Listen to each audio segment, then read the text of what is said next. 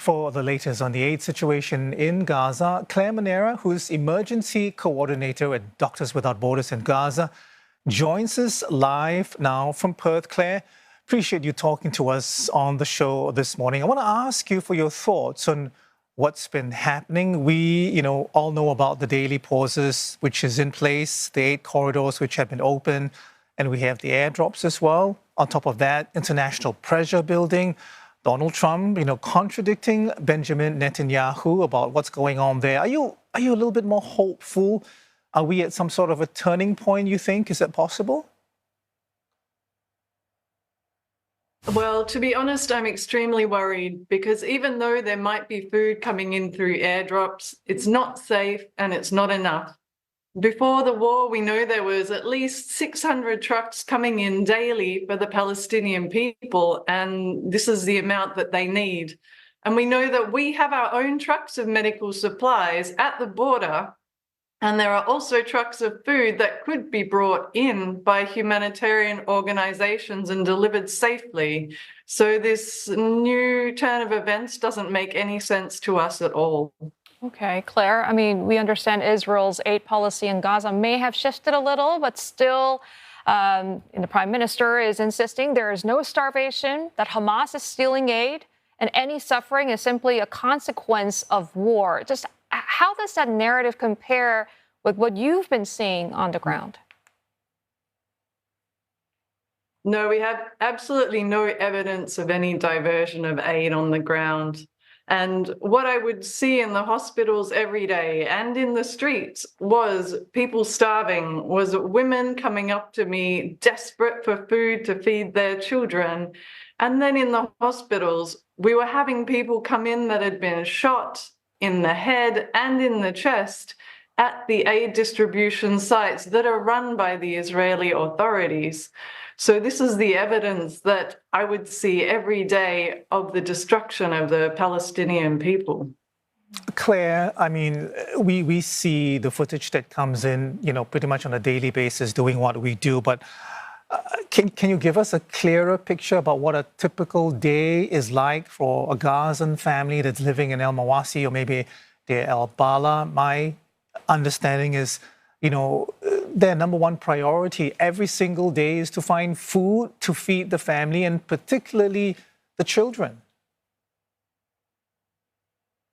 That's right. It's a terrifying situation daily for the families in Gaza and for our staff as well, because we have 1,330 Palestinian staff for MSF in Gaza who every day they're going through the trauma of waking up to bombings, losing their family members, not having food to eat or water, and now being pushed into 12% of the whole space of the Gaza Strip. And this is 2 million people that are meant to live inside this tiny area. And so it's hell on earth for them. And people, especially our staff, they keep getting up every day to come to work and try and save who they can. But it feels like time is running out and there needs to be more action right now. And I want to ask you about the personal, toll that volunteers and staff of Doctors Without, Borders are facing as well. Can you tell us about how they're coping, what's being done? I guess to a certain degree you are in Perth and you've been given a bit of time off, I presume, to recover and to find your footing again after going through what you've been through and seeing what you've seen? Yes, it's extremely difficult to be there, of course. Hearing the bombings every day and all through the night makes it impossible to continue on working in a normal frame of mind.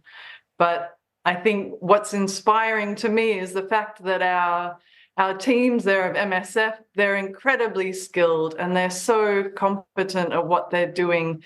Even when we would have bombs dropped outside our hospitals or our hospitals would be attacked, the Palestinian staff respond so fast and manage to save so many lives.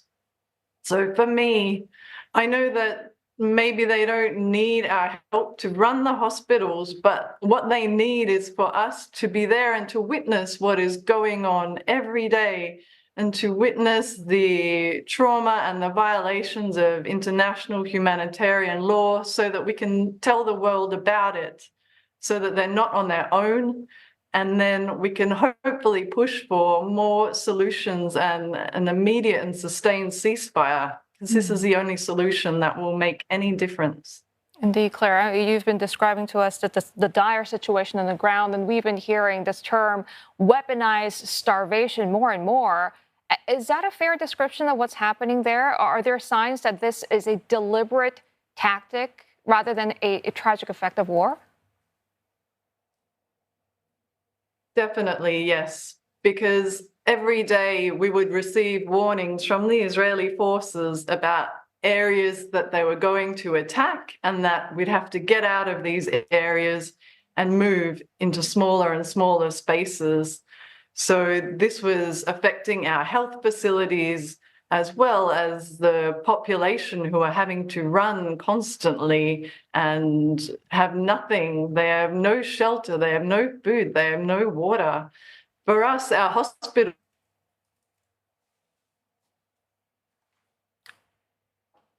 Okay.